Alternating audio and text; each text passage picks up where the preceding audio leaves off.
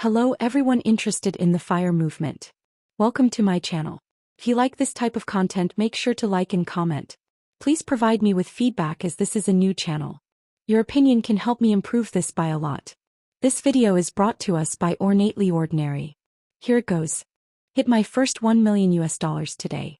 Not like I thought it would be.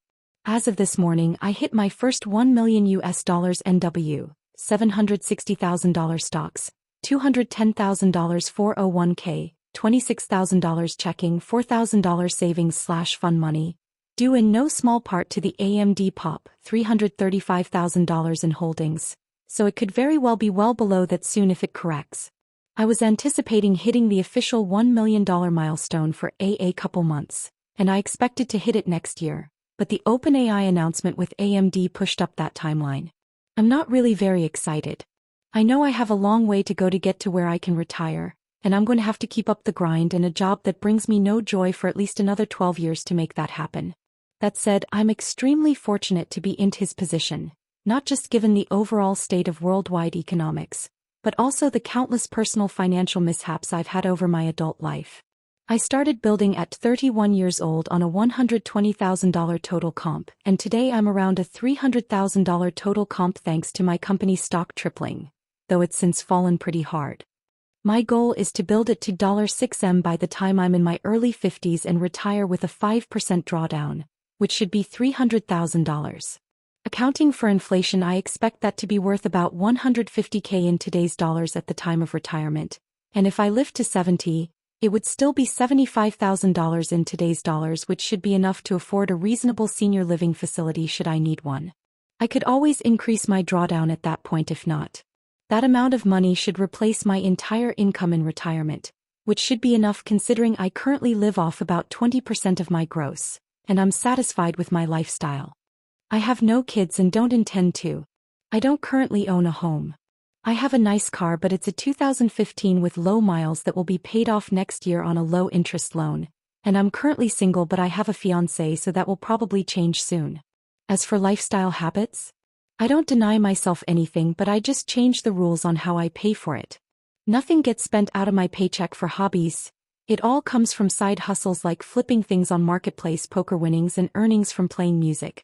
I also spend the minimal amount of money on things that I rarely use that don't bring me joy, clothing, appliances, furniture, and I try to buy quality goods for good prices on things that would otherwise need to be replaced, automobiles, certain tools, and other high wear and tear items.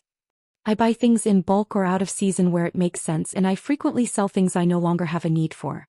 If my ballpark math is correct, if I can keep investing $100,000 a year and getting a 9% return, that should land me at just over my $6 million in 14 years at 52.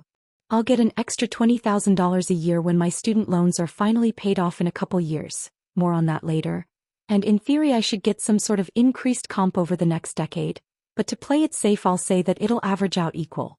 I hope to be able to retire in Ireland as I absolutely adore it, but I may need to find a job that will sponsor me until I can meet the requirements to apply for citizenship. If you're interested in how I got here, there's a wall of text down below. If not, the TLDR is getting extremely lucky by getting a good enough job that I could have enough investment capital to put into blue chippers, and finding strategies for keeping lifestyle creep in check. The folks that get here making under $100,000 have my utmost respect. I've been there and there was no way that was going to happen for me. I wanted to put my story of this out there even if no one reads it, because I feel like I should put some words to it, even if I can't really tell anyone I know. Feel free to disregard or leave a comment or a question if you like. If I'm being honest, I always aspired to be someone successful and famous. I went to school to be a game developer and I was convinced I would be the next Cliffy B or Peter Molyneux because I had the drive, I had the skills, and I was willing to sacrifice everything to get it. I even got a job at my dream company straight out of school at Microsoft, on contract. I wasn't prepared, however, for how slow the pace of corporate America was. In college, feedback was so fast or frequent. We worked on huge projects every day and our skills grew by leaps and bounds month over month. When I started working and hearing estimates from developers that certain things would take 1 to 2 weeks that I would do in college in a matter of hours, I wasn't subtle about it and I became a very polarizing person. Some people appreciated my ambition, but more than a few were off-put by my abrasiveness. After giving my career everything in my 20s, trying to rise through the ranks and failing along with side hustles that never panned out, I hit major burnout around 28, but I was feeling it all the way from 20. There were parts of most days where life didn't really feel like living, if you get what I mean. I was making good money compared to my peers, 60-80-120K as the decade wore on, but I knew I was just being sucked into the middle America anonymous trap that I vowed to avoid growing up to working class parents whom I viewed as people who let their dreams pass them by. I had a boss around 26 that gave me some really good lessons on how to channel my passion to not be viewed as an asshole by people I worked with, and while it did make me a better person, it wasn't helping me get where I wanted to go. When I was at peak burnout at 28, I had a night that involved some heavy drinking where I completely broke down and came to terms that I was never going to be who I wanted to be, and I was going to die a nobody. I stayed pretty heavily depressed for a short while, but the realization I had that night didn't change. The dream that I aspired to wasn't happening, and now the only thing left was to figure out what I was going to do about it. I could check out, or I could just live the life of a person like my parents, trying to enjoy all the things I viewed as superficial in the past. At 30, I lost my job due to layoffs for the fourth time in my career. Graduated in 2008, so yeah, and for the fourth time, it ate completely through my savings. I finally took a job that I swore I'd never take, a job that was referred to as the place game developers go to retire by my college professors, a financial institution, specifically a bank. On top of that, it's just a 6-month contract gig making $52 an hour, a $16K pay cut from the job I took 4 years prior. It's 2017, I'm 31 years old, $2,000 to my name, with rent due before my first paycheck, and now I'm working at a bank. I don't really care at this point, and I'm just taking it one day at a time. I leave my day at the office. No more burning the midnight oil for me. Punch in, punch out. Pose on well enough. I spend my first 6 months reading tomes of financial compliance documentation from credit card companies. They extend my contract 6 months. A few months later, they move me into a platform tech role and offer me a full-time position with an improved title, but at a rate even less than my contract. I thank them for the offer but negotiate to $115,000 and they accept. Over the next 3.5 years, I work my way up to $150K, until the company is acquired and everyone bails. It's 2020 and I take a job with another title bump at an established tech company who is dabbling in finance.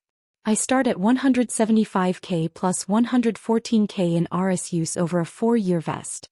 After a year and a half, the stock pops and my remaining RSUs plus refreshers put me around $260,000, which increases to $300,000 despite the stock falling due to maxing out my refreshers.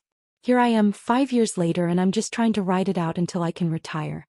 At this point, I'm far more interested in the success I'm having with my band, where I bust my ass for a $150 to $200 gig, than anything I have going on career-wise, and that's more than okay. I'm no longer trying to make anything be more than what it is, and I'm just enjoying the ride.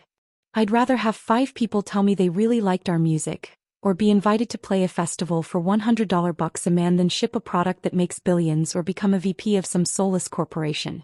If you read this far, thanks for reading the only diary I ever wrote. Hopefully some of it was useful or mildly interesting. Well, there you have it, Fire Away community. Kind of a bittersweet feeling to hit such an important milestone and to feel that way.